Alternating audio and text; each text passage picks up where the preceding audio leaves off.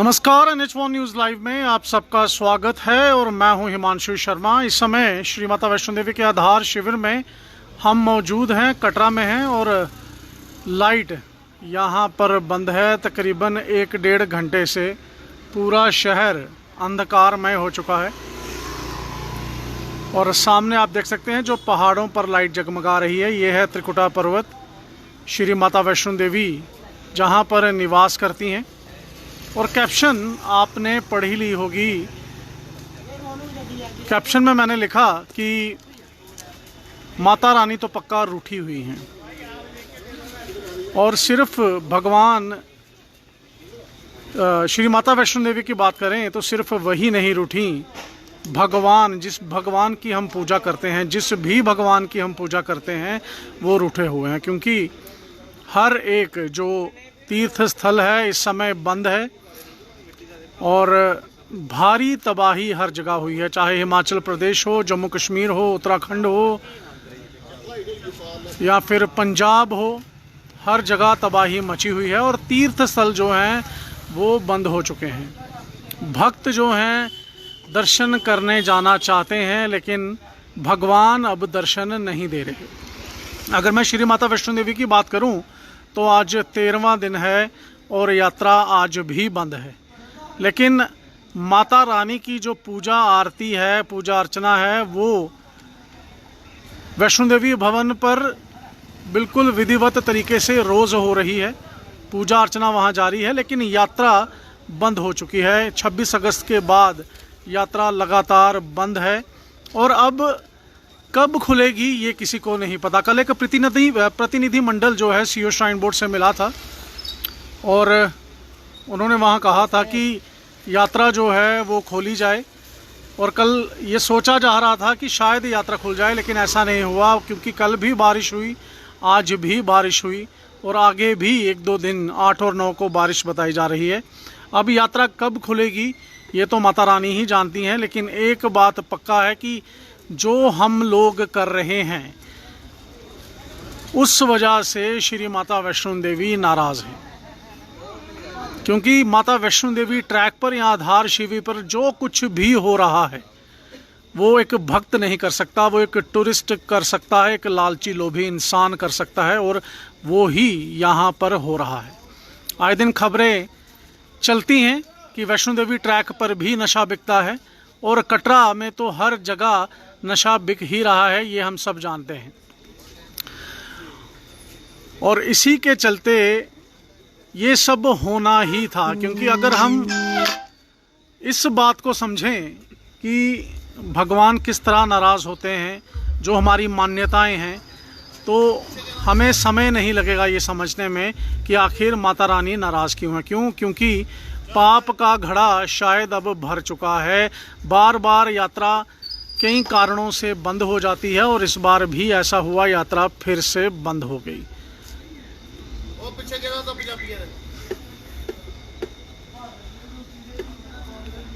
और कटरा में जो हालात हैं पिछले 12-13 दिनों से बयान करना मुश्किल हो रहा है सबके लिए।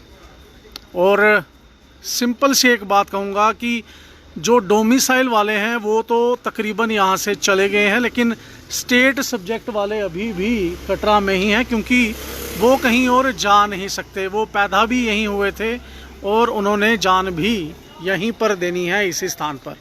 बिजली तो अभी अभी आ गई, लेकिन बात अभी भी वही है कि क्यों श्री माता वैष्णो देवी की यात्रा अब खुल नहीं रही, क्या कारण है।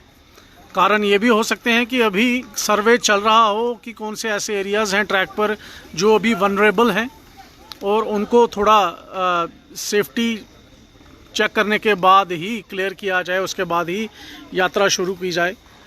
लेकिन आज 13वां दिन हो गया है और भक्त भी काफ़ी ऐसे हैं जो लगातार कटरा में आ रहे हैं, श्री माता वैष्णो देवी के दर्शन करना चाहते हैं। और कुछ तो ऐसे हैं जो पिछले 7-8 दिन से यहीं रुके हैं।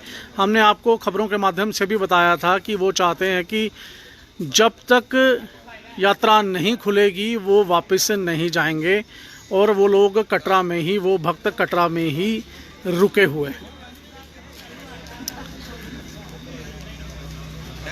मैं आपको बताता चलूं कि अब पैकेजेस की भी बात होने लगी है, क्योंकि अगर पंजाब की बात करें तो हर एक फिल्म स्टार, हर एक रैपर, हर एक सिंगर जो है वो बचाव कार्य में मदद कर रहा है पंजाब में। लेकिन जम्मू कश्मीर में हालात भी बहुत ख़राब हैं, लेकिन अभी तक कोई भी ऐसी शख्सियत सामने नहीं आई, क्योंकि इनमें से काफ़ी ऐसी शख्सियतें हैं जो वैष्णो देवी दर्शन करने हर साल आती हैं, लेकिन मदद का हाथ अभी तक किसी ने नहीं बढ़ाया है। और सरकार की अगर बात करें तो वो एक लंबी प्रक्रिया है, और कब तक वो रिहैबिलिटेशन, वो कब तक लोग जो हैं वो घर बैठ पाएंगे, आराम से कामों पे वापस जा पाएंगे, ये कहना मुश्किल होगा। और जिनकी रोज़ी रोटी श्री माता वैष्णो देवी यात्रा पर चलती है, इस समय उनका बुरा हाल है, और इसलिए एक पैकेज की बात की जा रही है। कहा यह जा रहा है कि अब सरकार को चाहिए कि 6 महीने तक किस्तें जो हैं वो ना ली जाएं, उसके बाद जब बिज़नेस सुचारू होता है, माता वैष्णो देवी के जयकारे दोबारा यहाँ पर लगें, उसके बाद ही जो है किस्तें ली जाएं। बिजली के बिल भी कुछ महीनों तक ना लिए जाएं और लोगों की बिजली ना काटी जाए, क्योंकि कोरोना काल से ही श्री माता वैष्णो देवी का आधार शिविर कटरा, या मैं कहूं कि पूरा जम्मू कश्मीर जो है मार झेल रहा है। कश्मीर ने भी समय समय पर मांग रखी है कि अमनेस्टी दी जाए कॉमर्शियल, जम्मू ने भी रखी है, लेकिन अभी तक सरकार ने उसका भी कुछ नहीं किया। 5-6 साल इस बात को भी हो गए, लेकिन अब फिर से मांग उठने लगी है, क्योंकि बैंक्स जो हैं वो फ़ोन करते ही रहेंगे जब तक आप उनकी इंस्टॉलमेंट नहीं देंगे। और यात्रा का आज 13वां दिन है जब यात्रा बंद है, और अब अटकलें लगाई जा रही हैं कि अगले हफ्ते तक यात्रा जो है वो खुलेगी। सबको इंतज़ार है, भक्तों को भी इंतज़ार है, जिनकी रोज़ी रोटी इस यात्रा पर चलती है उनको भी इंतज़ार है। लेकिन अब एक दूसरे से बात ये भी करनी पड़ेगी कि आखिर वैष्णो देवी माता नाराज़ क्यों हैं। हमने एक स्टोरी तकरीबन 2 साल पहले की थी। एक संत हैं, वो बात नहीं करते, मौन व्रत में ही रहते हैं, लेकिन उन्होंने इशारों इशारों में लिखकर ये बताया था कि माँ को आराम करने दीजिए, माँ को आराम करने दीजिए। कम से कम भी 3 से 4 घंटे अगर माता वैष्णो देवी को आराम करने दिया जाए तो शायद शांति जो है वो बहाल होगी। और परसों भी उनसे बातचीत हुई, उनके एक शिष्य से बातचीत हुई, और उनका साफ कहना था कि गुरुजी यही कह रहे हैं कि माता वैष्णो देवी को प्रतिदिन 3 से 4 घंटे आराम करने दिया जाए, उनको डिस्टर्ब ना किया जाए। तो जो ये चीज़ें अभी हो रही हैं ये बिल्कुल भी नहीं होंगी, ऐसा उन संत का कहना है। हमें भी अब ये सोचना होगा, और ख़ासकर श्राइन बोर्ड से भी मेरी ये दरख्वास्त रहेगी कि यात्रा को यात्रा बनाने के लिए एक ड्रेस कोड भी इम्पोज़ किया जाए, क्योंकि हम इसे पिकनिक समझकर आ रहे हैं। ख़ासकर जो यंग लॉट है वो इसे पिकनिक समझकर आता है, और पिकनिक के तरीके से ही अपने आप को ड्रेसअप करता है और फिर वैष्णो देवी जाता है। लेकिन अब समय आ चुका है कि हमें कुछ पुरानी सभ्यताओं को अपनाना होगा, क्योंकि हमारे जो बुज़ुर्ग थे वो बेवकूफ़ नहीं थे, जिन्होंने ये सब पूजा अर्चना से पहले किया होता था। विधिवत पूजा और विधिवत तरीके से कपड़े पहनना, वस्त्र पहनना, भगवान के आगे किस तरह जाना है, ये हम सबको अब सीखना होगा। और श्री माता वैष्णो देवी श्राइन बोर्ड से मेरी यही दरख्वास्त रहेगी कि ड्रेस कोड भी इम्पोज़ किया जाए।